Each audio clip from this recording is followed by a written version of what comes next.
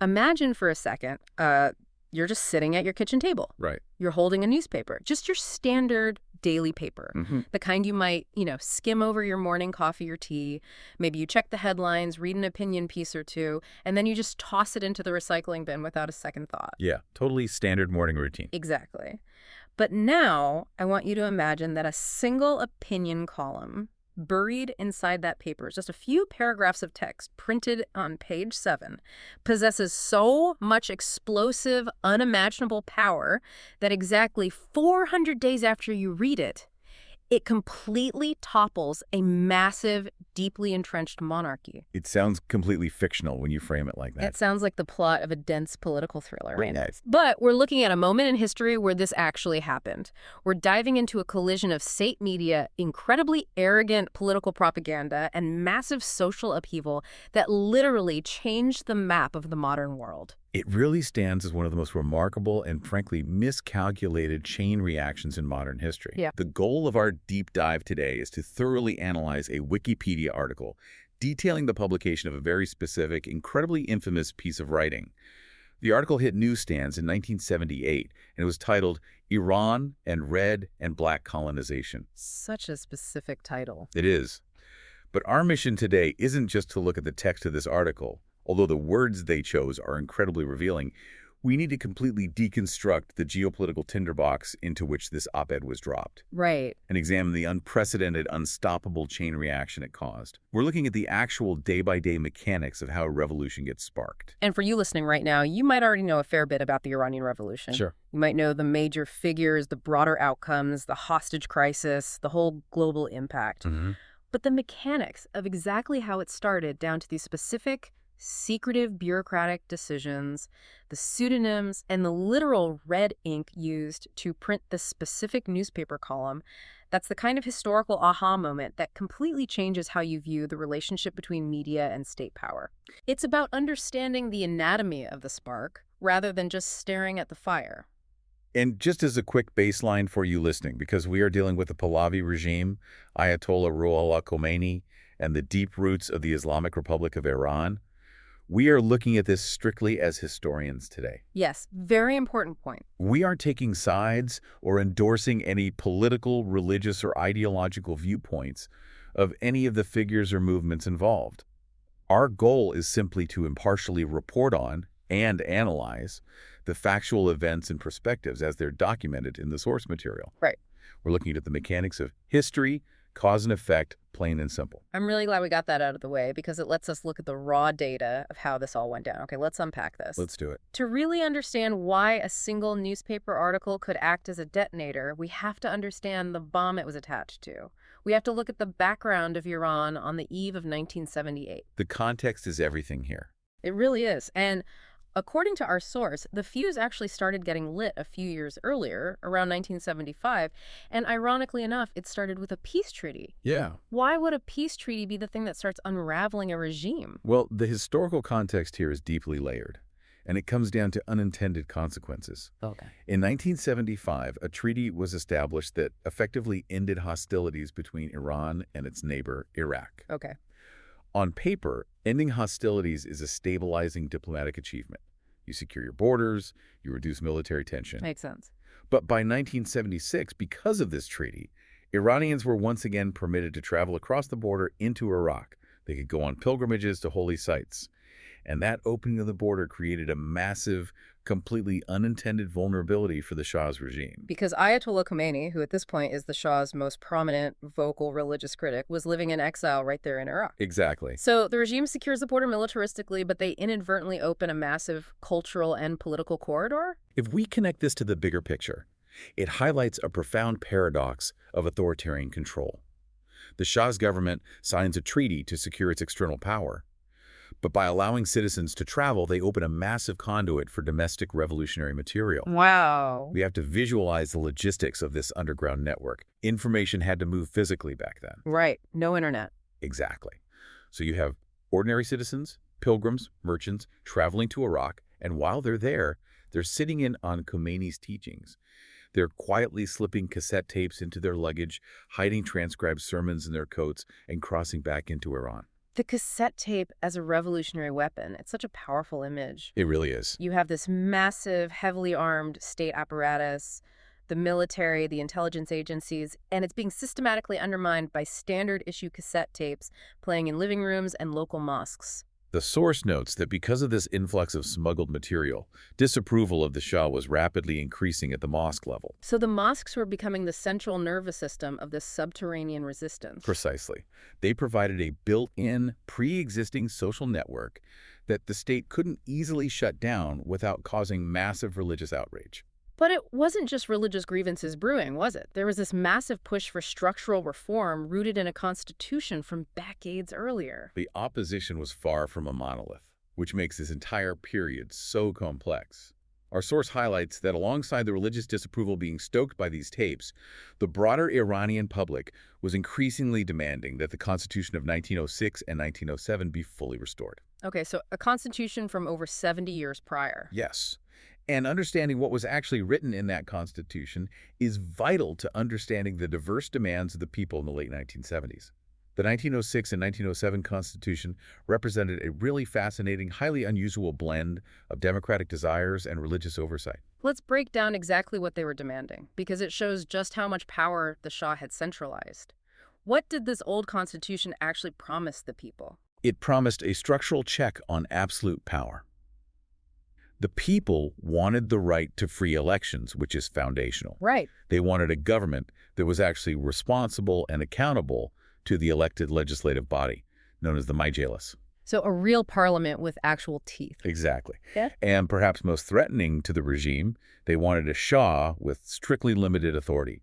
They were demanding a constitutional monarchy, where the monarch is a figurehead or an executive bound by law, not an absolute ruler who dictates policy on a whim. Right. So you have secular reformers, students, and political activists who love those democratic elements. They want free elections and a strong Majlis. Yeah. But where do the clerics fit into this? Why were the religious groups also fighting for this specific constitution? That brings us to the fourth major demand listed in our source, which is the institutional glue bridging the gap between secular reformers and the religious opposition. Okay, what was it? The 1906 and 1907 Constitution mandated a committee of mujtahids. Yes, these are top-tier, highly respected Islamic scholars and jurists. Yeah. And this committee essentially had a built-in veto over any legislation. They had the constitutional power to strike down any bills that were deemed to conflict with Muslim law. Wow. So by demanding the restoration of this constitution, the public is essentially demanding a system that provides democratic accountability for the secular crowd, alongside an institutionalized, legally binding role for Islamic law for the religious crowd. Exactly. It gave these two wildly different groups a unified platform to rally behind. It created a dangerous consensus against the Shah. So the temperature in the country is rising steadily. You have the smuggled tapes radicalizing the mosques. You have a unified cross-demographic demand for constitutional reform. And then in October 1977, a match is struck. What happens in October? Khomeini's son, Mustafa, dies. And the source specifically describes his death as mysterious. But in a highly polarized environment, a mysterious death is never just a tragedy, it's a political event. It wasn't just the death itself that poured gasoline on the fire, it was who the public immediately blamed for it. The source notes that the mysterious death of Mustafa Khomeini caused public dissatisfaction to grow significantly. The reason for this spike in anger is that prominent journalists and researchers, specifically Nikki Keddie and Jan Richard, attributed his death to Savak. For those who might not know the history, Savak was Iran's secret police force. Yes. And they weren't just a quiet intelligence agency gathering files, they were notorious. They were the brutal enforcement arm of the regime, known for severe repression of political dissidents, surveillance, and torture. They cast a massive shadow of fear over everyday Iranian life. So they were universally feared and hated by the opposition. Absolutely. And whether Savak was actually involved in Mustafa's death or not, almost doesn't matter historically. The perception was reality for the Iranian public. They firmly believed the state had reached across the border into Iraq and assassinated the son of their most prominent exiled critic. The atmosphere must have been incredibly tense. You've got this simmering, grieving, deeply organized subterranean resistance communicating via smuggled tapes, entirely convinced the state just murdered a religious leader's son. It's a total pressure cooker. And while all this rage is bubbling right under the surface, the international community seems completely, almost comically oblivious. Which brings us to Jimmy Carter. The timing is just staggering. We are looking at late 1977, early 1978. The country is a powder keg. Yet exactly 1 week before the publication of the article that would ignite the revolution, U.S. President Jimmy Carter gave a speech regarding Iran. Here's where it gets really interesting. Think about the dramatic irony of what he said. Carter famously referred to Iran as an island of stability in one of the more troubled areas of the world. An island of stability. Just days later, the entire island is essentially on fire. How could the intelligence be that wrong? It perfectly illustrates how completely insulated the Iranian Imperial Court, and by extension their Western allies, were from the actual mood of the Iranian street. They were just looking at the wrong metrics. Exactly. They were looking at military budgets, oil revenues, and the surface-level control exercised by SAVAK. They weren't looking at the mosques, the bazaars, or listening to the cassette tapes. Right. And that hubris, that total misreading of the national room, is exactly what led the regime to make the catastrophic decision to publish the article we're unpacking today. So let's look at the actual bureaucratic timeline of how this article came into existence. Because it didn't just organically appear from some frustrated journalist. This was a deliberate, orchestrated, state-sponsored smear campaign. According to our source, on January 4th, 1978, the article, Iran, Red and Black Colonization, was literally sealed in the Imperial Court. So it came from the very top. It was sent from the top down. The Prime Minister himself, Amir-Abbas Hoveyda, who researchers heavily suspect to have written or at least commissioned it, sent it directly to the Information Minister, Dariush Homayoun. Wow. And he sent it with explicit orders to get it published in one of Iran's major newspapers. It's coming from the absolute highest echelons of the government, the Prime Minister handing a hit piece to the Information Minister. But they didn't publish it under the Prime Minister's name, did they? No, they didn't. They used a pseudonym. It went to print under the name Ahmad Rashidi Motlagh. Why go through the charade? Why not just have the government issue a formal, muscular statement condemning Khomeini? By attributing the article to a completely fictitious name, the regime was attempting to launder their propaganda. They wanted to create the illusion of grassroots, independent outrage. Ah, I see. The goal was for the average citizen to read this and think, oh, look, here's a concerned, patriotic Iranian writing an op-ed to expose a dangerous foreign agent. It's an attempt to make state ideology look like public consensus. But the historians know who really wrote it. Yes. Researchers like Baum and Bakhtiri, cited in our source, note that the main authors were actually Dariush Homayoun himself, alongside a low-ranking ministry official named Farhad Nikuka. It's the ultimate astroturfing campaign, the state pretending to be the public. But what makes the hubris even more astounding is how the article's tone was altered before it even went to print. That's a fascinating detail. The source points out that the original draft of this article was based on documents collected by SAVAK, and interestingly, that initial intelligence-based draft was actually considered relatively tame. That's a vital piece of the puzzle. It suggests that the intelligence professionals at SAVAK, the people who actually monitored the public mood, perhaps understood that an overly emotional, deeply insulting attack would backfire or lack credibility. So they drafted something bureaucratic and dry. Exactly. But according to the source, the Shah allegedly intervened directly and ordered the article to be rewritten. He mandated that the tone become significantly more insulting. He essentially told his team, no, make it meaner. That's exactly what happened. The regime felt so untouchable, so convinced of their island of stability status that they thought they could just openly mock and degrade their most powerful religious critic without any blowback. And we have to look at the specific date they chose to publish it. They didn't just pick a random Tuesday. They chose January 7, 1978. Right. Now, to a Western observer in 1978, that's just a date on the calendar. But the source points out a crucial cultural detail. This day fell on the exact anniversary of Reza Shah's unveiling decree. Right. Reza Shah being the current Shah's father. And this unveiling decree was the law that literally banned women from wearing the hijab in public. The timing is absolutely critical. By publishing a vicious attack on a prominent Islamic cleric on the exact anniversary of a heavily resented, secularizing decree that banned traditional Islamic dress, The regime was not just making a political statement. They were rubbing it in. They were launching a calculated cultural strike. It was designed to be deeply provocative. It was a flex of state power, rubbing salt in a historical wound to remind the religious establishment who was in charge of the culture. They went out of their way to poke the bear. They did. So let's actually look at the weapon they deployed. Let's dissect the article itself. The title is Iran and Red and Black Colonization. Even before we get to the text, the aesthetic choices the newspaper made are wild. Very deliberate choice. It was published in the Ettela'at newspaper, which was one of the major, widely read dailies. They put it on page 7 in a section called Comments and Ideas again, pushing that concerned citizen angle. And they literally printed the text in red ink. What's fascinating here is the rhetorical framing established right in the title. The phrase Red and Black Colonization isn't just catchy, it's a highly constructed narrative. How so? The regime was attempting to paint a picture of an unholy, completely unnatural alliance against the progress of Iran. By red, they were referring to communist forces, specifically elements like the Marxist Tudeh party. Okay, so red equals communists. Exactly. And by black, they were referring to the religious Islamist forces aligned with the conservative clerics. And by calling it colonization, they're trying to strip away the legitimacy of the domestic grievances.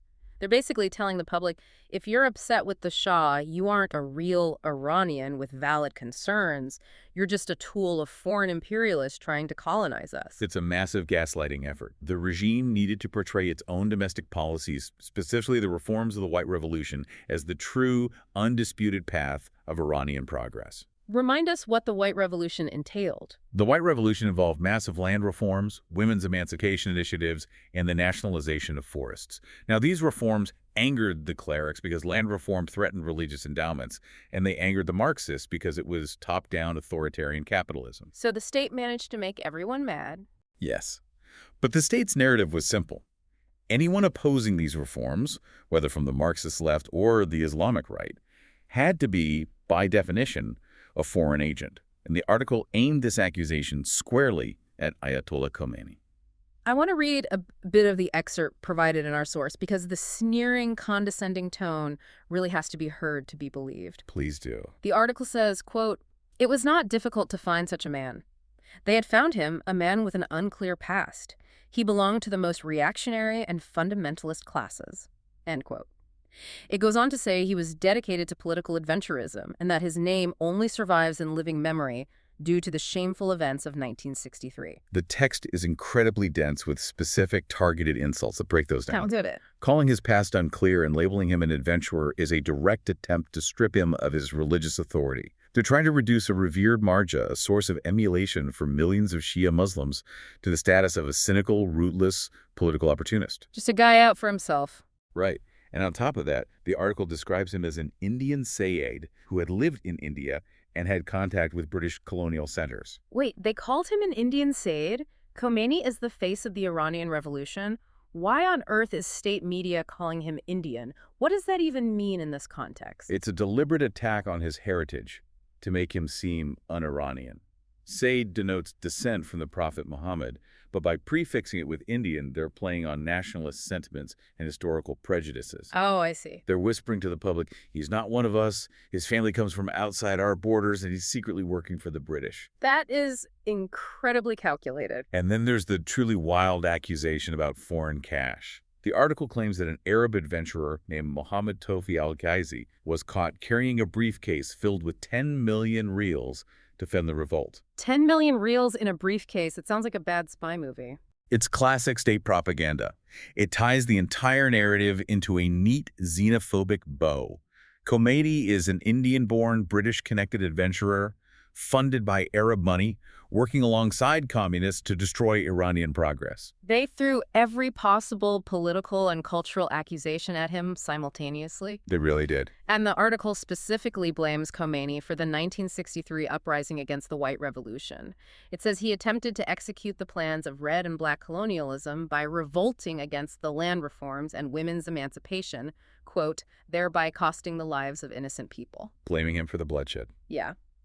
And then the article concludes with a really chilling threat. It says that millions of believers will not forget how the enemies of the nation united, quote, even if they found themselves taking the form of the clergy. That final line is the regime directly threatening the religious establishment. They're stating in literal red ink in a national newspaper that wearing clerical robes won't protect you from the state if you oppose the Shah's agenda. It's a massive threat. The arrogance is palpable. They truly believe this article would humiliate Khomeini, terrify his supporters, and scatter the opposition. So what does this all mean? Put yourself in the shoes of an average Iranian citizen on January 7th, 1978. You wake up, maybe you're already quietly listening to smuggled tapes of Khomeini. Right. You're frustrated with Savak's brutal overreach. You want the democratic and religious protections of the 1906 Constitution restored. You open your daily paper and you see the state openly mocking and degrading one of the highest religious authorities in the country on the exact anniversary of the hijab ban. How does the public react to such a blatant provocation? The response was immediate, and it was explosive. January 8th, exactly 1 day after the publication of the article, marks day 1 of the 400 days that would completely end the monarchy. Day 1. Huge protests erupted instantly in the holy city of Qom. This city is the theological center of Iran, the intellectual heart of the clerical establishment, and their reaction was a total visceral rejection of the state's narrative. The source notes that classes at Qom Seminary were immediately canceled. That isn't just people skipping school. That's a massive institutional strike. Absolutely. The students and clerics poured out of the classrooms and into the streets. People began gathering at the homes of the Marja, the highest religious authorities in both Tehran and Qom, demanding that they take a public stand against this insult. And by the evening of January 8th, the protests had concentrated at the Azam Mosque in Qom. The slogans chanted there tell us exactly how the public interpreted the article. What were they chanting? They weren't just demanding a retraction or an apology for a newspaper column. They were chanting, "Long live Khomeini and death to the Pahlavi regime." Wow, straight to death to the regime. Yes, the regime's attempt to isolate and humiliate Khomeini had instantly backfired.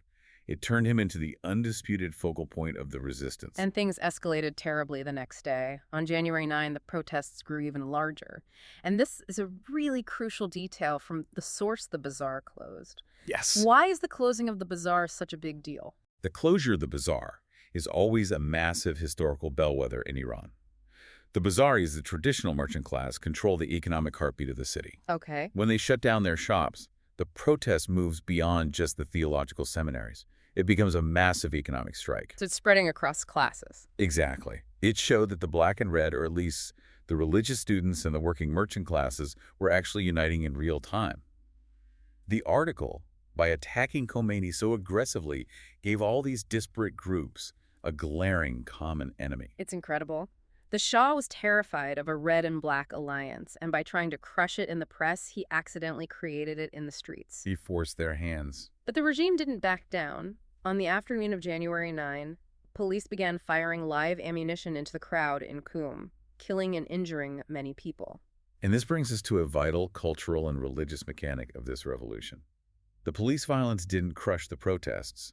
It acted as a force multiplier. The source points out that the day after the shootings, people gathered to protest and to commemorate the deaths in many other Iranian cities. Right, the memorial protest. This isn't just spontaneous anger anymore. It has a schedule. We have to examine the mechanics of these memorial protests.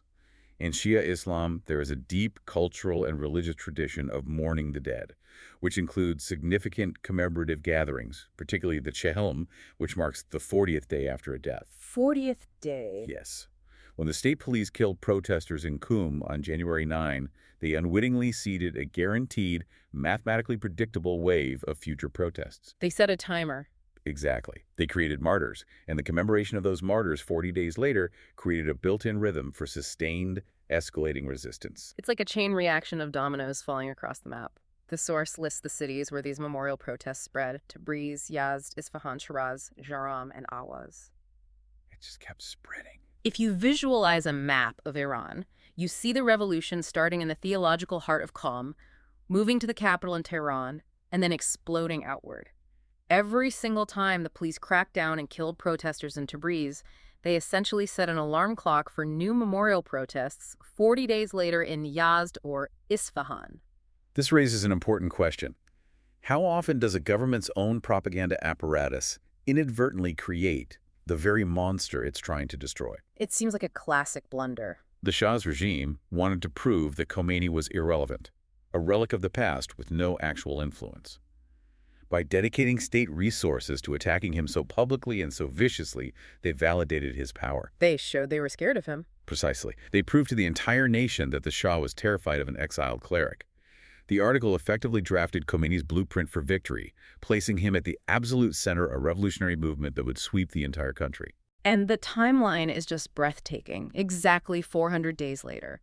From the moment that red ink hit the page on January 7, 1978, to the moment the Pahlavi dynasty was completely overthrown. 400 days. Just over a year. It's a terrifying testament to how fast a deeply rooted system can collapse when a single arrogant miscalculation ignites years of dry tinder. It serves as a textbook example of the limits of authoritarian control.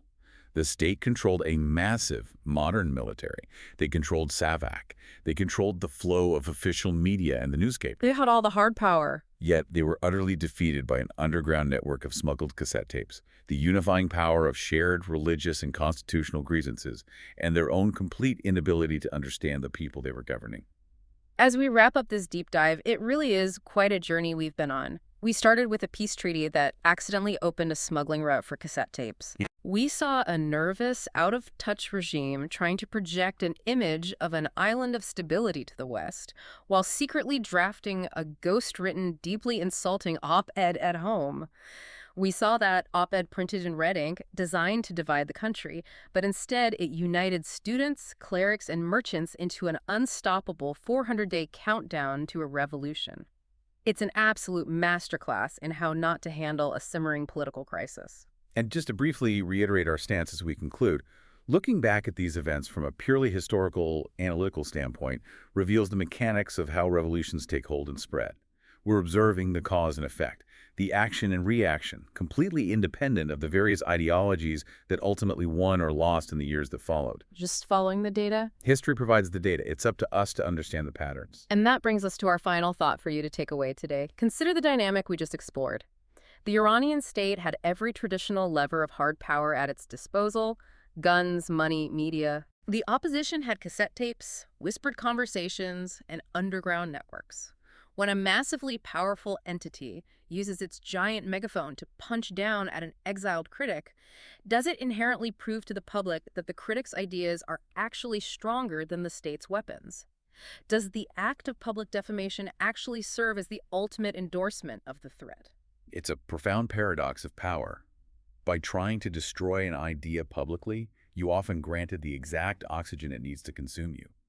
I encourage you to think about how that dynamic plays out in the media ecosystems, the political discourse, and the institutional power struggles you observe today. It's everywhere once you look for it. The tools have changed from newspapers and cassette tapes to algorithms and social networks, but the human reactions to power and provocation remain remarkably consistent.